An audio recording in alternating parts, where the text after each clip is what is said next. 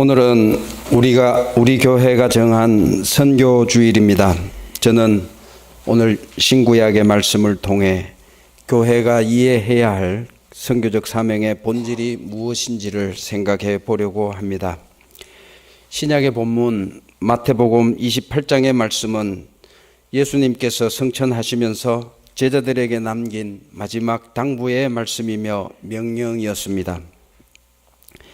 그래서 우리는 이 말씀을 가리켜 대위임령이라 그렇게 말하기도 하고 혹은 지상명령이다 이렇게 말하기도 합니다. 대위임령으로 알려진 이 말씀을 세 부분으로 요약할 수 있는데, 첫째는 제자 삼으라는 것이고, 둘째는 세례를 주라, 셋째는 가르치라는 말씀입니다. 그래서 저는 오늘의 말씀을 이 세 개의 말씀, 제자 삼으라, 세례를 주라, 가르치라 라고 하는 이 세 개의 말씀을 중심으로 살펴보려고 합니다. 먼저 주님께서는 모든 민족을 제자 삼으라고 하셨습니다. 주님의 이 말씀은 세상 속으로 나아가는 것에 교회의 선교적 사명이 있음을 알려주고 있습니다. 그렇다면 교회는 왜 세상 속으로 나아가야 하고 또 세상 속으로 나아가야 한다는 것은 신앙적으로 어떤 의미가 있는 것인가를 생각해 보아야 할 것입니다. 우리는 하나님의 거룩한 백성들입니다. 이 거룩이라고 하는 이 말은 라틴어로 상투스라고 하는데, 이 말은 울타리를 친다는 동사에서 그 뜻이 왔습니다. 하나님께서는 믿는 사람들을 특별히 선택하셔서 하나님의 백성으로 부르셨습니다. 그리고 이 부름받은 백성들을 보호하시기 위해서 울타리를 치셨습니다. 하나님께서 울타리를 치시고 하나님의 은총이 머물러 있는 그곳이 바로 거룩한 장소입니다. 그러므로 거룩하신 하나님, 하나님의 거룩한 백성이란 하나님이 울타리를 치시고 안에 있는 사람들에게 은총을 주시는 하나님, 그런 뜻이 있습니다. 그런데 이 울타리 안을 라틴어로 상투스라고 한다면 울타리 밖은 속되다는 뜻으로 프로파눔을 씁니다. 영어로는 프로페인이라고 하기도 하는데, 울타리 안과 밖, 그래서 안은 거룩한 영역이면 밖은 속된 영역이라고 그렇게 말합니다. 그런데 중요한 것은 거룩하신 하나님께서 하늘에 계시지 아니하시고 사람의 몸을 입고 메시아가 되셔서 예수님을 통해서 이 땅에 오셨습니다. 가장 거룩하신 분께서 가장 속된 곳에 오셨습니다. 하나님께서 인간이 되어 이 땅에 오신 것은 바로 하나님의 거룩이라고 하는 것, 그것은 거룩한 것과 속된 것을 구분하는 데 궁극적인 목적이 있는 것이 아니라, 다시 말하면 거룩한 것과 속된 것을 분리해서 거룩한 것을 잘 지키고 유지하려고 하는데 그 궁극적인 목적이 있는 것이 아니라 다른 하나님의 뜻이 있다라고 하는 것, 그것을 알려주고 있습니다. 그것은 거룩하신 분이 거룩한 것과 속된 것을 구분하고 있는 이 울타리를 넘어서 속된 것이 있는 말구유에 오셨는데, 다시 말하면 속된 것을 구원하시기 위해서 거룩하신 하나님께서 속된 우리 인간의 자리까지, 마구간에까지 내려오셨다는 것입니다. 여기에 교회의 선교적 사명이 있습니다. 하나님은 우리를 부르셔서 먼저 거룩의 자리에 두셨습니다. 그리고 우리에게 이 거룩의 울타리 안에만 머물러 있지 말고 세상으로 가라고 명령하고 계십니다. 가서 제자 삼으라고 하는 이 주님의 명령 속에는 이러한 교회의 선교적 사명이 담겨져 있는 말씀입니다. 하나님의 거룩은 거룩한 곳에 머금으로 그 거룩을 지키고 유지하는 거룩이 아니라 속된 곳으로 나아가서 속된 것까지 거룩하게 하시는 거룩입니다. 십자가에 달린 예수께서 마지막 숨을 거두셨을 때에 다 이루었다고 말씀하셨는데, 그때 성전 휘장이 위에서부터 아래로 찢어졌다고 했습니다. 하늘과 땅을 갈라놓았던 울타리가 없어지고 거룩함과 속됨의 구분이 사라지게 되었을 때 그것을 하나 되게 하신 십자가의 죽음으로 주님께서는 하나님께서 자기 자신에게 주신 그 하나님의 사명을 다 이루었다고 말씀하셨던 것입니다. 그러므로 교회는 이 자리에만, 이곳에만 머물러 있는 것이 아니라 울타리를 넘어서 속된 곳으로 나아가야 합니다. 왜냐하면 하나님께서 이 땅에 인간의 몸으로 오셨고 또 예수님께서 그렇게 하셨기 때문에 그리스도의 제자인 우리도 주님께서 그렇게 하라고 지금 명령하고 계시는 것입니다. 속된 곳으로 가서 속된 것이 하나님의 거룩한 것으로 바꾸어내는 것, 여기에 교회의 선교적 사명이 있음을 가르쳐주고 계십니다. 세상에 나가서 세상을 하나님 나라답게 만드는 것, 그것이 주님의 지상 명령이고 우리에게 맡겨진 가장 큰 사명이라는 것입니다. 우리는 하나님이 인간이 되신 사건을 두고 성육신 하셨다고 말합니다. 하나님께서 인간이 되신 그 사건을 두고 우리는 하나님께서 우리와 동화됐다고 그렇게 말하지 않습니다. 왜입니까? 그것은 비록 인간을 구원하기 위해 하나님께서 하나님의 자리를 버리고 인간의 모습으로 이 땅에 오셨지만 신적인 본질은 잃지 않았기 때문입니다. 여기에 성육신과 동화의 본질적인 차이가 있습니다. 그래서 교회는 거룩한 자리에서 세속의 자리로 나아갈 때에 자기 자신의 본질을 잊지 말아야 합니다. 오늘 우리는 선교주일 예배를 드리면서 가서 모든 족속을 제자 삼으라고 하는 이 주님의 명령을 듣고 있습니다. 이 시간 우리는 육화된 모습이 아니라 동화된 모습으로 살고 있지는 않은지 한번 우리 자신에게 물어보아야 할 것입니다. 세상으로 나아가서 세상 속에서 우리를 통해 구체적인 예수 그리스도의 모습을 드러내야 하는데 우리를 통해서 우리를 향하신 하나님의 뜻을 드러내는 성육신의 삶을 살아야 하는데도 세상이 좋아서 세상에 이끌려서 오히려 세상을 닮고만 동화된 모습으로 살아가고 있지는 않은지 이 시간 가서 제자 삼으라고 하는 이 주님의 말씀 앞에서 우리의 삶을 돌아보는 그런 계기로 삼아야 할 것입니다. 두 번째로 주님께서 우리에게 주신 명령은 세례를 주라는 것입니다. 여러분, 세례는 무엇입니까? 사도 바울은 로마서 6장 1절에서 11절 사이에서 세례는 그리스도와의 연합이라고 말합니다. 우리는 세례를 통해서 그리스도와 한 몸을 이루게 되는 것입니다. 그리스도인들에게 세례는 그리스도의 연합을 통해서 죄를 버리고 생명의 삶을 살도록 이끌어 줍니다.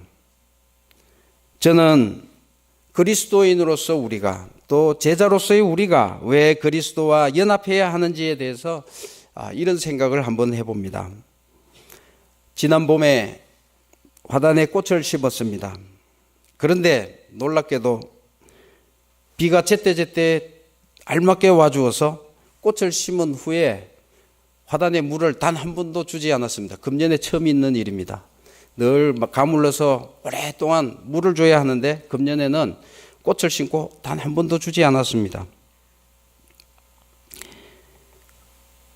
흙은 생명을 품고 있는데 이 생명이 유지되기 위해서 필요한 것은 물입니다. 그런데 이 흙과 물이 분리되면 흙은 생명을 더 이상 품지 못할 것입니다. 다시 말해서 흙과 물이 분리되면 그것이 바로 죽음입니다. 이 평범한 진리가 우리에게 시사하는 바는 무엇인가? 세례는 그리스도와의 연합이라고 했는데 이 평범한 진리가 세례를 통하여 이루는 그리스도의 연합과 무슨 상관관계가 있으며 무슨 실마리를 우리에게 제공해 주고 있는가 하는 점입니다.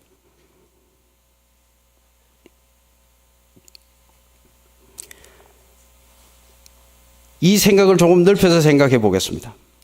하늘과 땅은 분리되어 있으면 안 됩니다. 하늘과 땅은 함께 있어야 됩니다. 하늘과 땅은 서로 합하여 하나가 되어야 됩니다. 그래서 주님께서는 우리에게 기도를 가르쳐 주십니다. 뭐라고 가르쳐 주십니까? 하나님의 뜻이 하늘에서 이루어진 것 같이 땅에서도 이루어지게 해달라고 그렇게 청원하고 그렇게 기도하라고 우리를 그렇게 가르쳐 주셨습니다. 그것을 가장 정형적인 기도의 모범적인 기도의 모습으로 우리에게 가르쳐 주셨습니다.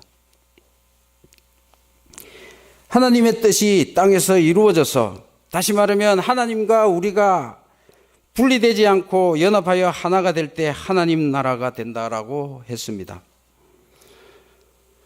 여러분 세상을 보십시오. 세상의 모든 현상들은 우리가 이분법적으로 구분해서는 안 되지만 서로 대립되는 두 개의 모습들이 있습니다. 낮과 밤이 있고 선과 악이 있고 이런 서로 대립되는 두 개가 있습니다. 남자와 여자가 있고 이렇게 두 개의 대립되는 요소들이 있습니다. 그런데 하나님의 뜻은 이 대립된 두 개의 요소가 분리되어서는 그 안에 생명이 없다는 것입니다. 비록 낮과 밤이라 할지라도 선과 악이라고 할지라도 이것은 분리되면 안 된다는 것이 하나님의 뜻입니다. 생각해 보십시오. 낮과 밤이 분리되어서 우리 인간이 살 수 있습니까? 낮은 낮대로 밤은 밤대로 있어서는 그 안에서 생명을 유지할 수 없습니다. 낮과 밤이 함께 있어야 그 안에서 생명을 이루고 살아갈 수 있습니다. 선과 악도 마찬가지입니다. 선과 악은 분리되어 있으면 안 됩니다. 그것이 분리되어 있으면 선은 아무런 작용을 하지 못하고 악은 악한 일을 저지르게 될 것입니다. 함께 있으면 설령 우리 안에 악한 마음이 있다 할지라도 선과 악이 함께 있어서 조화를 이루고 있다면 선한 것이 조화를 이루어 악한 것이 작용을 이루지 않도록 그렇게 조화를 이루는 것 아니겠습니까? 그래서 우리는 그리스도와 연합해야 합니다. 선하지 못한 우리 인간이 선하신 예수 그리스도와 연합해 있어야 설령 우리에게 악한 마음, 악한 생각이 있다 할지라도 우리는 예수 그리스도 안에서 죄를 범하지 않을 것이고 악한 일을 저지르지 않을 것 아니겠습니까? 성경은 인간이 하나님과 분리되어 있는 상태를 죄의 상태라고 했습니다. 왜입니까? 우리 인간은 온전하지 못하기 때문입니다. 우리는 그리스도께 속해 있어야 하고 하나님께 속해 있어야 합니다. 하늘과 땅이 하나 되지 못하고 서로 분리되어 있으면 구원을 이루지 못합니다.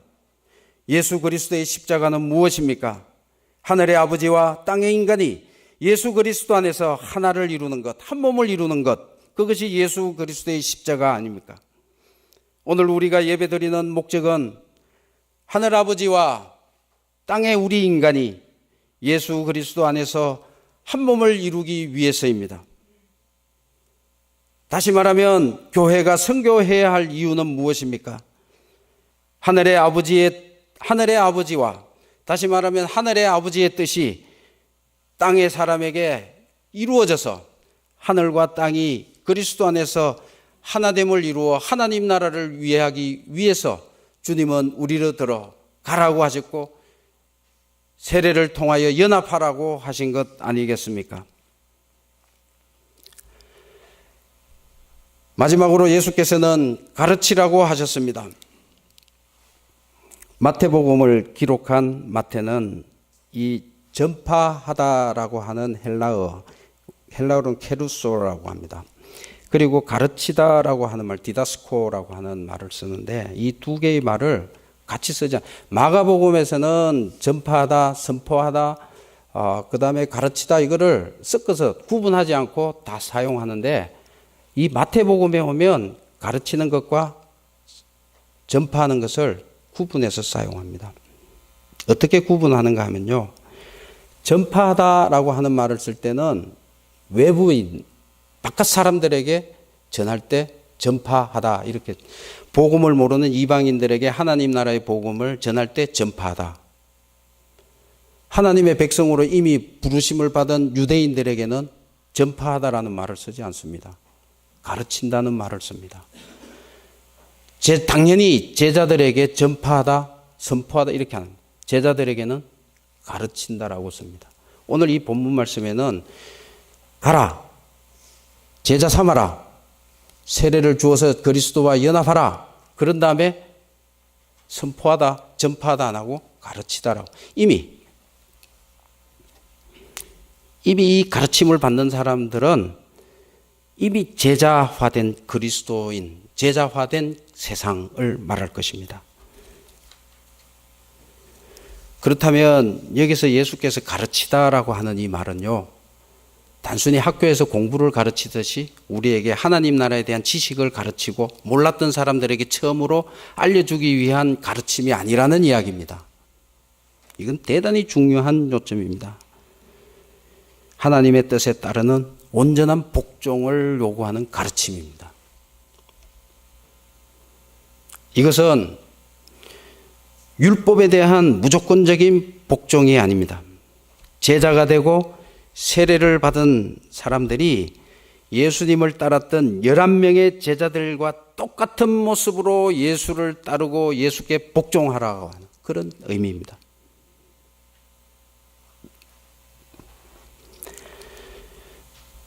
예수의 제자들은 율법에 복종하는 것이 아니었습니다. 다시 말하면 율법이라고 하는 것은 비인격적입니다. 이미 문서화된 비인격적인 율법. 그런데 새로운 율법으로서의 예수는, 그 예수의 가르침은 문서화된 그런 비인격적이 아니라 인격적으로 만난 선생 예수 그리스도를 만난다는 이야기입니다. 그래서 이 가르침 속에 가장 중요한 것은 예수와의 인격적인 만남, 이것이 중요하다는 이야기입니다. 이것은 오늘의 한국의 그리스도인들에게 매우 중요한 관점이라고 저는 생각을 합니다.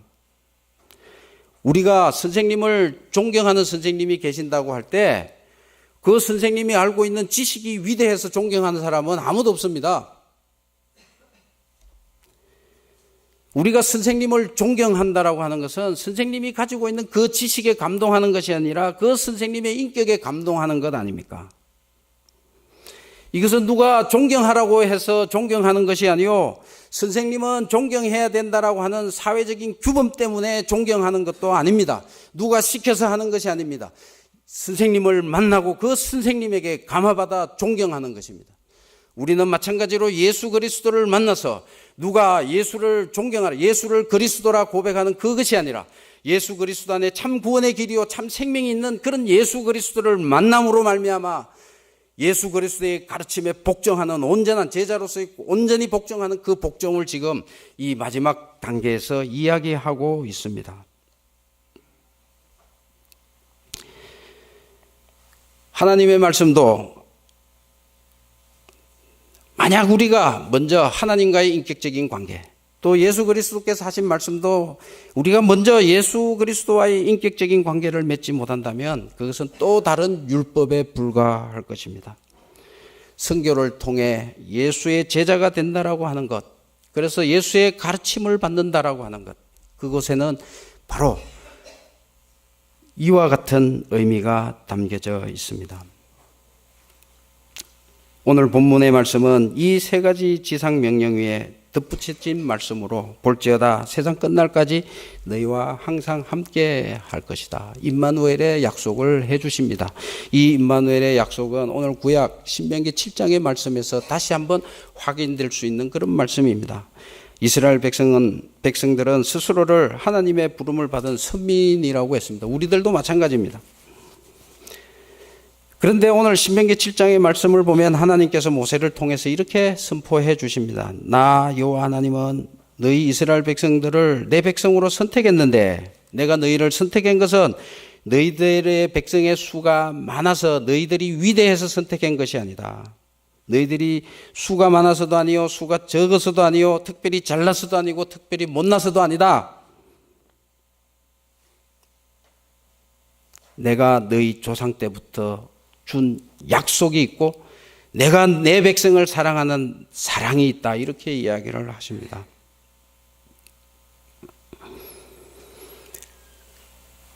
우리는 주님의 지상 명령 앞에 있습니다. 가야 하고 세례를 통해서 연합된 삶을, 분리되지 않고 연합된 삶을 살아야 하고, 그리고 가르침을 받는 온전한 복종을 이루어야 하는 그런 복종을 세상에 전해야 하는 그런 어떤 선교적 사명이 있습니다. 이런 선교적 사명을 해 나갈 때에 여러 가지 어려운 일들이 닥쳐올 텐데, 그럴 때 주님께서 세상 끝날까지 내가 너희와 함께 할 것이다. 그런데 이 신명기 말씀을 보면 내가 너희와 함께하는 이 임마누엘의 약속은 너희가 잘나서도 아니요, 너희가 못나서도 아니요, 너희가 위대해서도 아니고 단 내가 너희를 사랑했다는 것과, 그리고 내가 너희를 구원하겠다라고 준 그 약속, 그것을 잊지 않겠다는 그런 말씀을 주십니다. 오늘 선교주의를 지키면서 우리는 선교의 사명을 다시 한번 생각해 보았습니다. 우리는 우리의 선함으로 선교하는 것이 아니라 예수 그리스도와의 연합을 통해서 제자된 우리가 이 땅의 가장 낮은 곳으로 오신 예수 그리스도를 따라서 하나님께서 우리를 먼저 불러주신 이 거룩의 자리를 떠나서 속된 자리로 나아가는 그런 어떤 선교적 사명을 잘 감당하는 그런 교회로 지금 우리는 부름받고 있고 그 부름 앞에 서 있다는 것입니다. 그런 어떤 신앙의 결단이 이루어지는 그런 우리 수석의 선교주일 예배가 될 수 있기를 바랍니다. 기도하겠습니다.